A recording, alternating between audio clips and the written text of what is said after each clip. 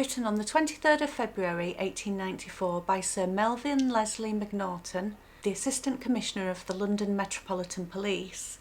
The Macnaghten Memoranda was a confidential document naming 3 suspects, Kosminski, Michael Ostrog and Montague John Druitt, as the most likely men to have been Jack the Ripper. The Macnaghten Memorandum has been given a lot of weight by historians who have studied the Jack the Ripper case, but is it really as compelling as it might seem? Well, that's what we're going to look at in today's video. So the memoranda has 2 versions. One which is believed to have been a draft which has never been seen by researchers, and the other that was found in 1959 by TV journalist Dan Farson in Lady Christabel Aberconway's private papers, and Lady Aberconway is Macnaghten's daughter. So the memoranda itself was written in response to incendiary reports from the Sun newspaper about a man by the name of Thomas Hayne Cutbush, who had been arrested in April 1891 for stabbing women.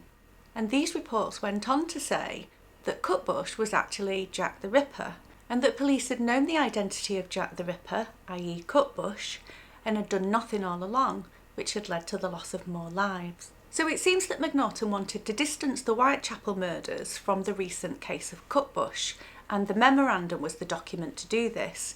It was submitted to Scotland Yard as a confidential document in the form of an official report. So firstly, Macnaghten was of the opinion that there had been 5 victims. The memoranda states, now the Whitechapel murder had 5 victims and 5 victims only. The memoranda paraphrases the mutilations inflicted on each woman, and it goes on to state, there is no doubt but that the man was disturbed by some Jews who drove up to a club, and that he then, modum satiatus, went in search of a further victim which he found on Mitre Square. It goes on to state that the mutilations inflicted on Mary Kelly would have taken at least 2 hours, and that it was, quote, highly improbable that the murderer would have suddenly stopped in November 88 and been content. Macnaghten believed that the more rational theory was that the murderer's brain gave way altogether after his awful glut in Miller's Court, and that he immediately committed suicide,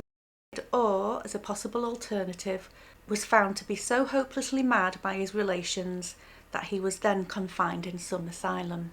So I just wanted to show you this document, and this is an official copy of the Macnaghten Memoranda, and it's from the Public Record Office from the National Archives, and it came as part of a gift that I received about 20 years ago, and it does look a bit battered now. It's several copies of documents involved in the Jack the Ripper case. So it's nice to have the documents first hand, so to speak. And this is just double page. If you want to read the memoranda, you can find it online. So let's have a look at each suspect.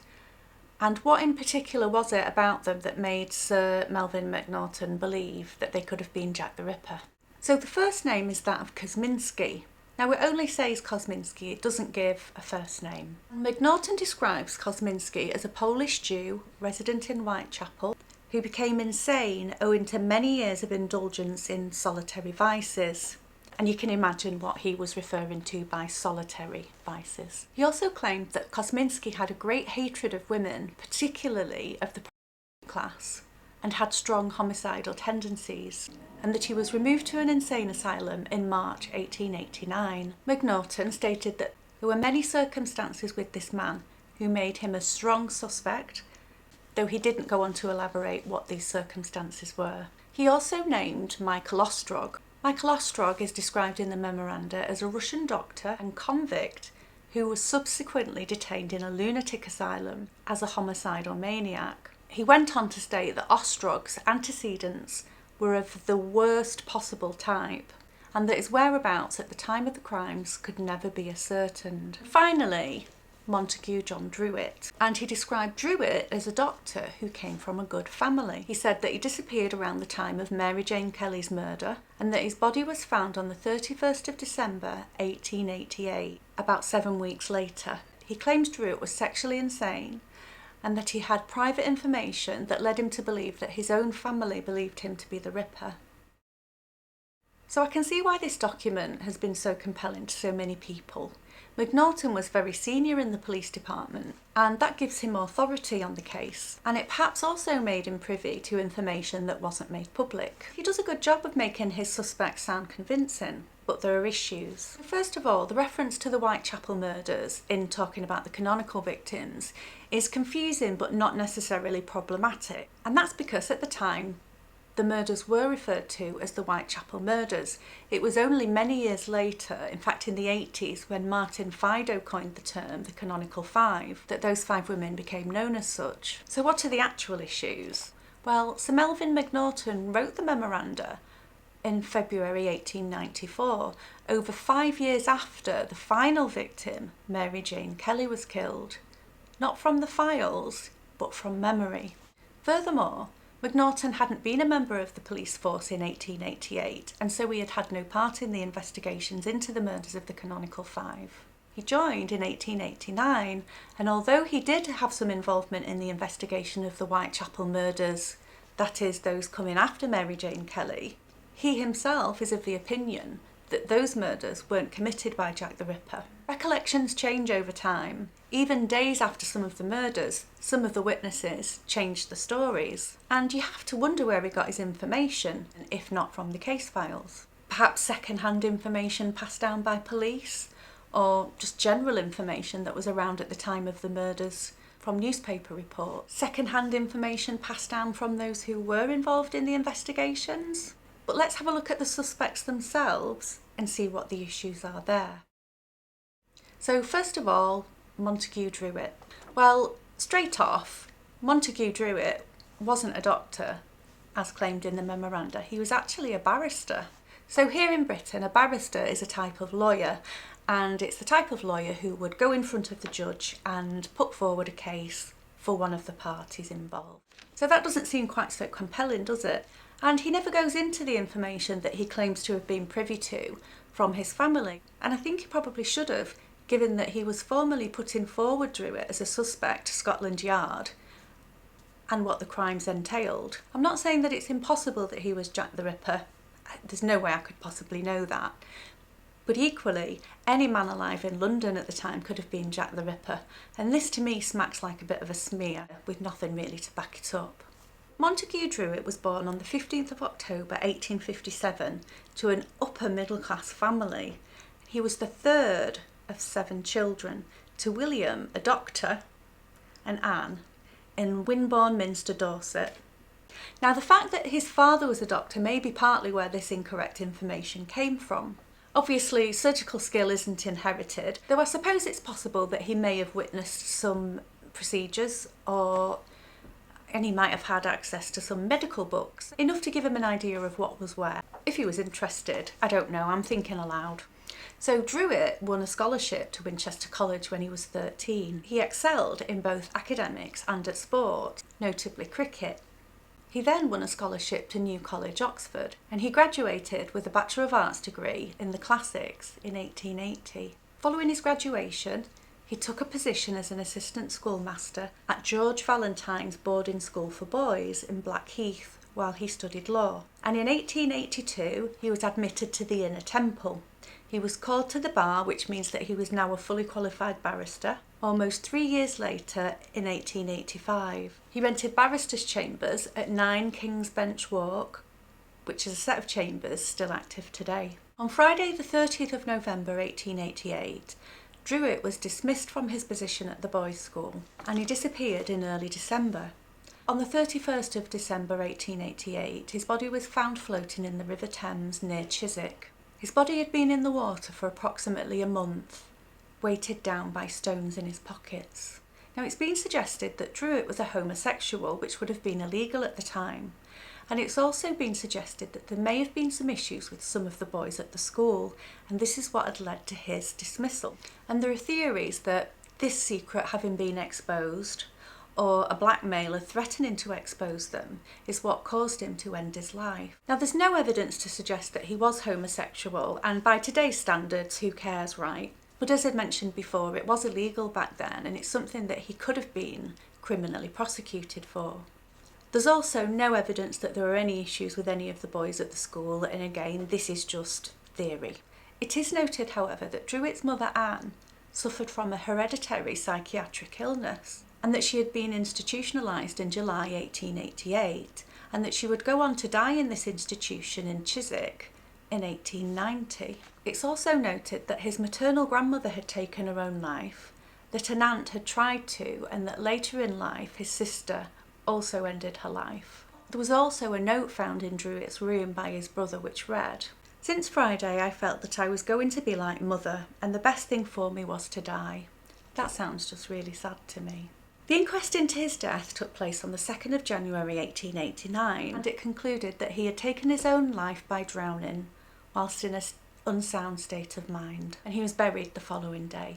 His death certificate, dated the 2nd of January 1889, gave the cause of death as found dead, drowned by his or her own action whilst of unsound mind. So again, there was no elaboration on what the family allegedly had told Macnaghten, and there's absolutely no point trying to guess 136 years later. What does seem apparent is that Druitt appears to have been made a suspect purely by the coincidental timing of his death, and perhaps that there were whispers of homosexuality. Of course, this doesn't make him a serial killer, and generally homosexual serial killers will kill other men, not women. Another fact that makes Druitt an unlikely suspect is the fact that he wasn't a Whitechapel native, so it's unlikely that he would have been able to travel back to his chambers across the city, covered in blood, without being noticed. So Mary Jane Kelly was killed on the 9th of November 1888, and it was only a few weeks later that Druitt appears to have gone missing.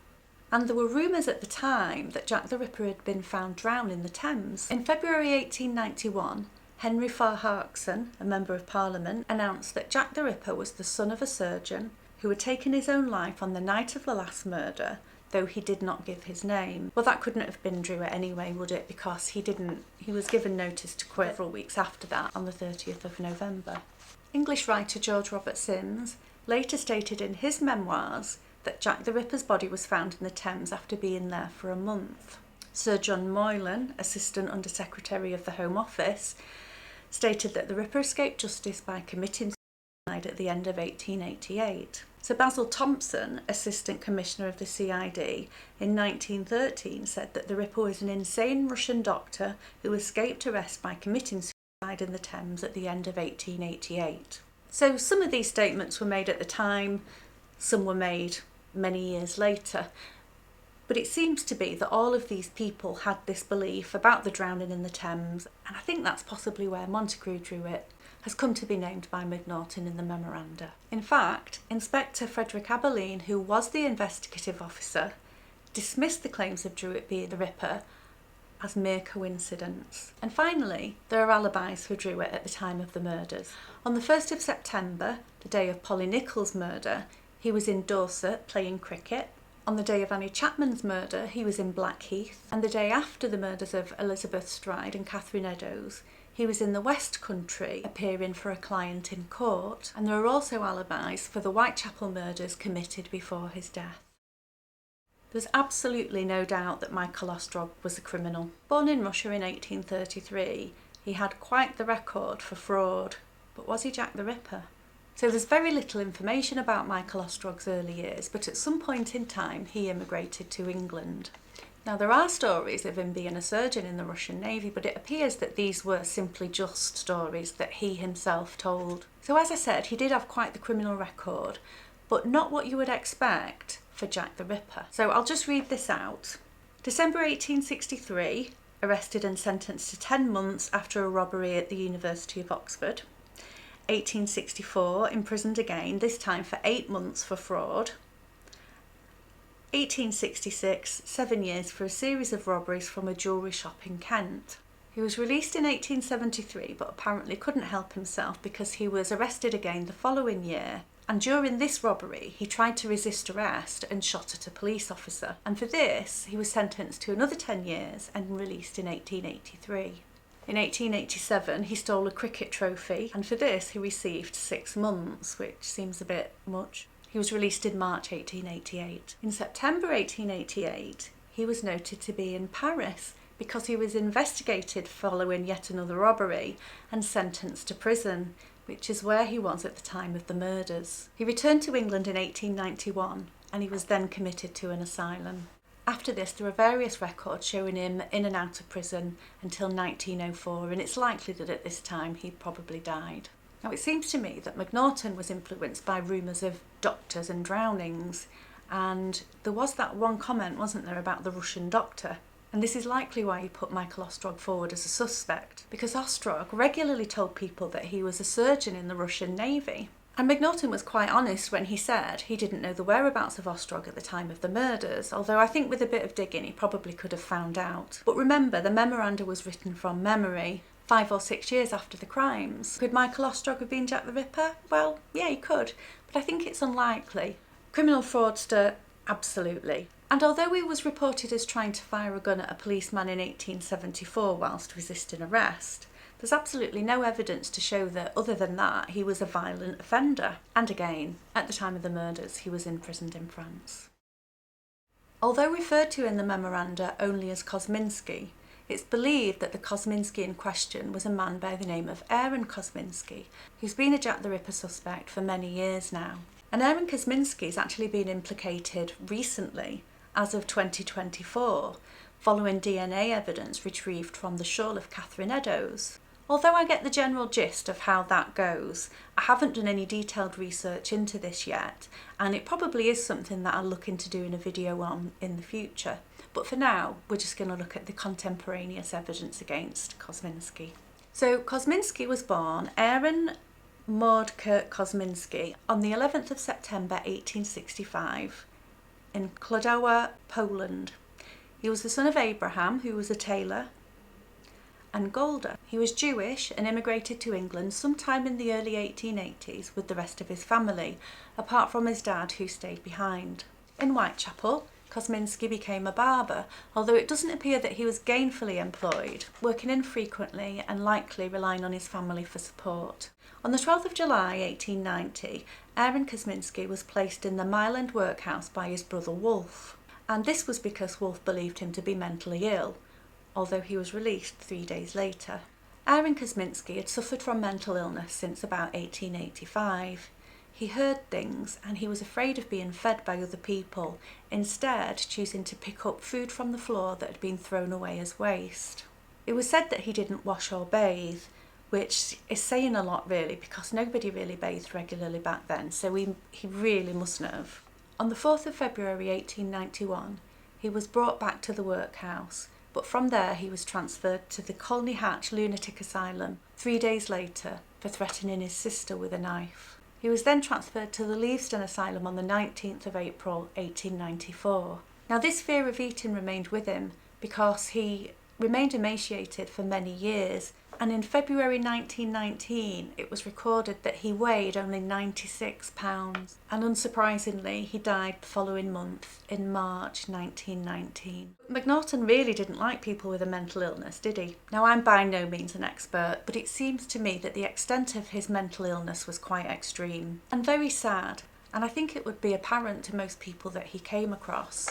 In addition, it said that his English was very poor and that he preferred to speak in Yiddish. Now, I think that these are two very important factors in relation to his being accused of being Jack the Ripper, because these women at the time were fully aware of the murders that were going on. And do we really think that these street-smart women would have gone down a dark alley with a man who was clearly disturbed and could barely speak English? I don't think so. Now, it may be that Macnaghten had Aaron Kosminski confused with another Kosminski who was known to the police, because the name Kosminski appears in other documents. In his 1910 memoirs, Assistant Commissioner Sir Robert Anderson stated that the Ripper was a low-class Jew. Charming. And Chief Inspector Donald Swanson wrote the name Kosminski in the margin of Anderson's memoir. He also said that Kosminski was seen being brought to the asylum with his hands tied behind his back by his brother, and that he had died in the asylum shortly afterwards. Now, the asylum records were actually searched by Martin Fido in 1987, and the only Kosminski that could be found was Aaron Kosminski. So, although some of the police claims are corroborated, Kosminski didn't die until 1919. So could he have been Jack the Ripper? Well, Macnaghten describes him as a woman hater of prostitutes in particular, with strong homicidal tendencies. And although it's said that he threatened his sister with a knife, and that it's also said that he threatened an asylum attendant with a chair in 1892, there are no other complaints of any violence, and according to the asylum records, he was harmless, aside from these two instances. And some people believe that Aaron Kosminski may have been confused with another Jack the Ripper suspect, an Aaron or David Cohen. Cohen was also admitted to the Colney Hatch Asylum, though in December 1888, shortly after the death of Mary Jane Kelly. He was the same age as Kosminski, and he was violent to the extent that he had to be restrained, and he died the following year. Is it the case that Macnaghten, like many others, have just tried to make the case fit with his theory? Surely if these three men really were serious contenders for Jack the Ripper, further investigations would have been carried out, whether they were dead or not, instead of just a reactionary report in response to the Sun newspaper. All three, to me, just seem like they've been thrown under the bus in an attempt for the police to save face. It really seems like a bit of a waste of time. But that's just my opinion. I could, of course, be completely wrong. It could have been one of them. But that would also mean that the other two were completely innocent. I really don't like this document, and I think it's of its time. I really don't think anything like this would be written today, at least not without consequences. At least I hope not. As a minimum, two innocent men have been vilified. Next week I'm going to start looking at each of the canonical five in more detail, starting with Mary Ann Nichols. Thanks for watching, and I'll see you then.